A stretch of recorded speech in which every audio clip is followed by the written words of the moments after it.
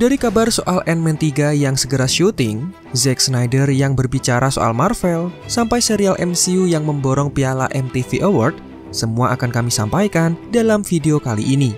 Selamat datang di Marvel Indo dan berikut adalah daftar berita pilihan dari kabar MCU sepekan yang tidak boleh kalian lewatkan. Tapi sebelum mulai, alangkah lebih baiknya jika kalian klik tombol subscribe-nya terlebih dahulu bagi yang belum. Kalau sudah, berikut adalah berita MCU sepekan yang sudah kami kumpulkan khusus untuk kalian semua.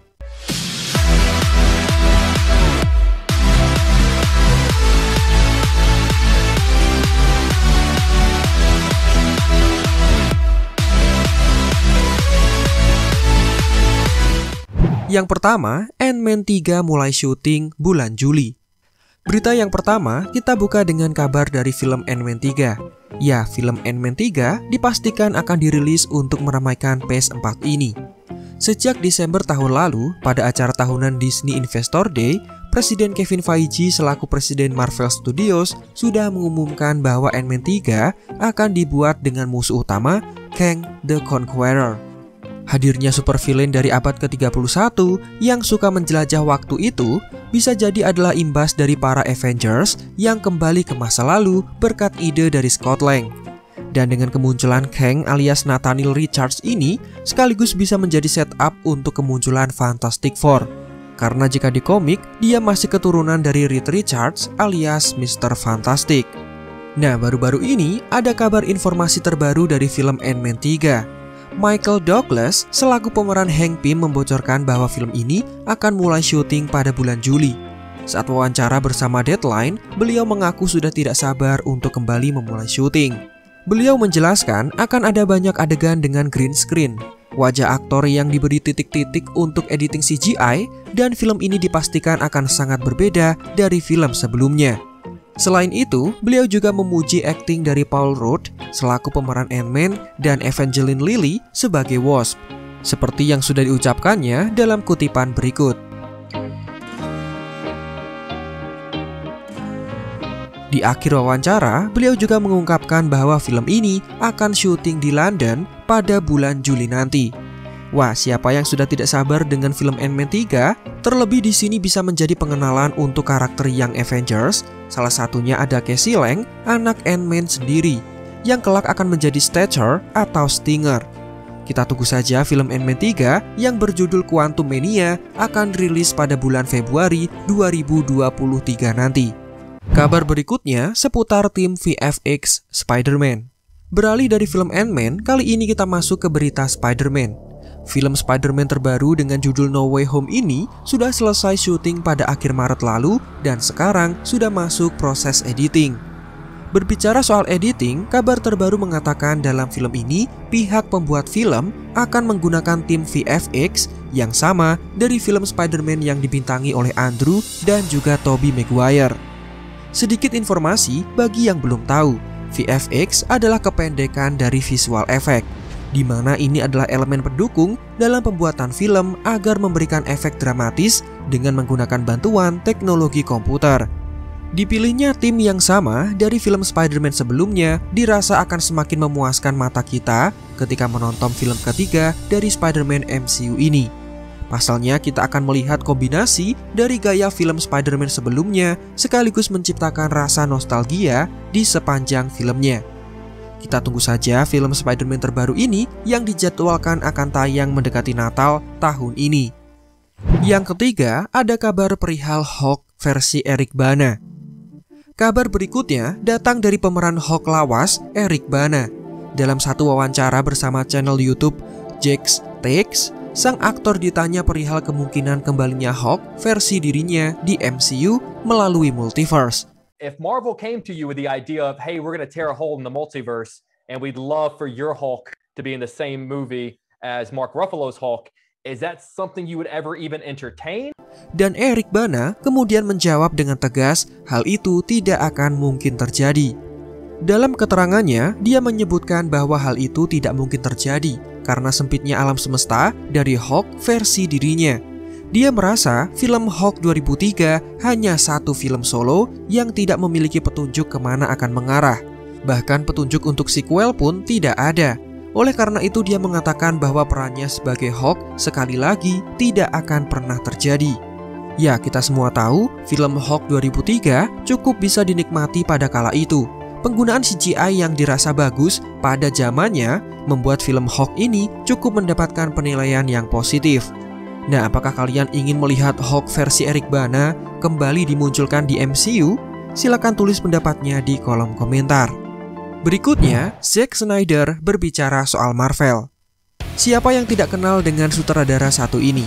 Dia adalah orang yang memiliki banyak pengaruh dalam film semesta DC, mulai dari Man of Steel, Batman vs Superman, dan yang terbaru ada Justice League, semua adalah hasil karyanya. Nah, dalam sesi tanya jawab bersama Wired Autocomplete Interview, Snyder diberikan pertanyaan paling populer dari Google mengenai dirinya. Dan ada salah satu pertanyaan yang cukup menarik. Mendekati akhir video terlihat ada pertanyaan yang mengatakan apakah Zack Snyder menyukai Marvel. Dia langsung menjawab, "Saya sangat suka film Marvel dan saya juga suka komiknya. Hulk adalah yang paling saya suka dan juga Iron Man." Seperti yang bisa kalian lihat dalam potongan video berikut. And then does Zack Snyder like Marvel? I do like Marvel. I like Marvel movies and I like Marvel comics. The Hulk has always been one of my favorites, forever, and Iron Man. The answer is yes, I do like Marvel. Dari sini terlihat bahwa walaupun dia sudah bekerja dengan DC dalam waktu yang cukup lama, namun dia tetap menyukai Marvel dan seperti tidak ada kompetisi antara dua vendor.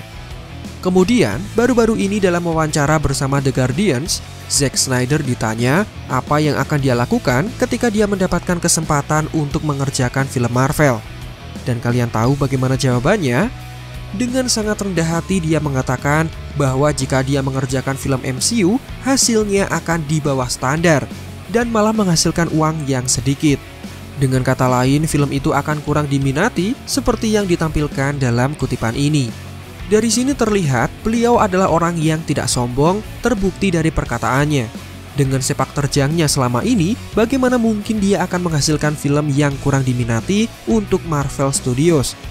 Wah, kira-kira film apa yang cocok dikerjakan oleh beliau? Mungkin Hulk atau Wolverine karena sesuai dengan style Zack Snyder yang dark dan kelam. Tapi hal ini sudah pernah ditanyakan dan Zack Snyder tertarik untuk mengerjakan film Daredevil dan Elektra. Menurutnya, komik berjudul Elektra Live Again adalah proyek film yang cukup menarik untuk dikerjakan. Novel grafis karya Frank Miller itu sangat keren dan indah, dan yang pasti akan sangat seru jika dia diberi kesempatan untuk mengerjakannya.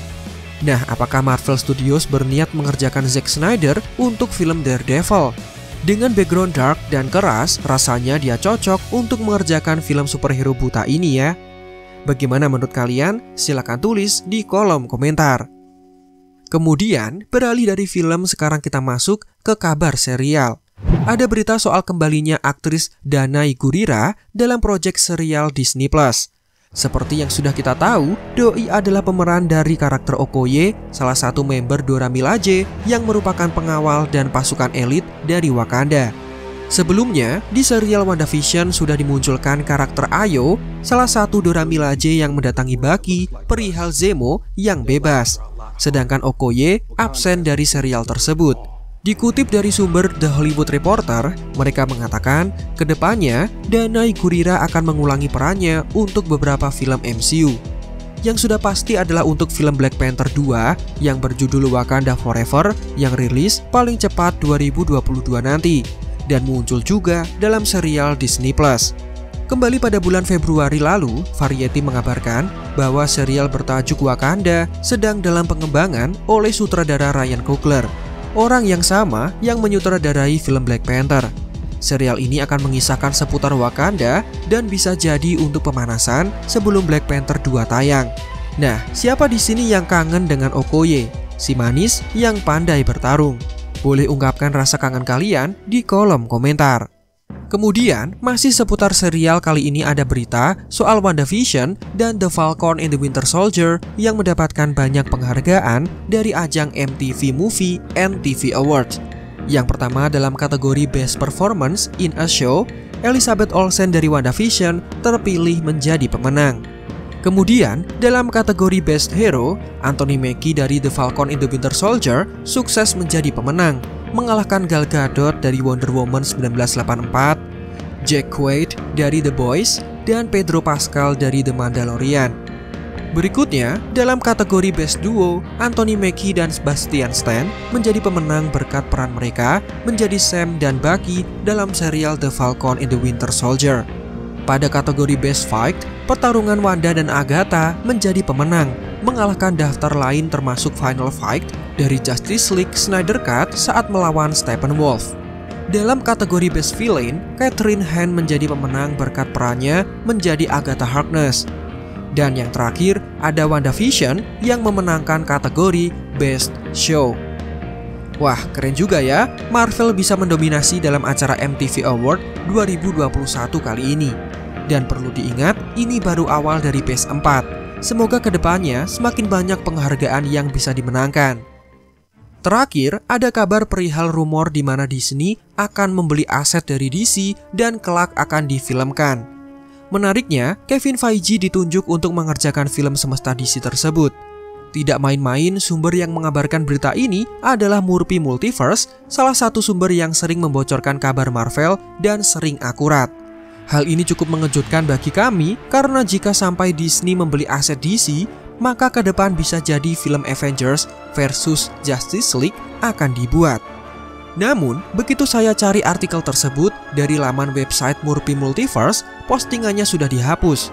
Apakah beliau mendapatkan kesalahan dari artikel yang dibuat? Atau malah ini adalah spoiler besar yang tidak boleh dibocorkan? Silakan tulis pendapat kalian mengenai hal ini. Yang jelas saya rasa DC tidak akan dibeli oleh Disney karena merupakan aset berharga milik Warner Bros. Dan itulah serangkaian berita terbaru dari Marvel yang kami pilihkan untuk kalian.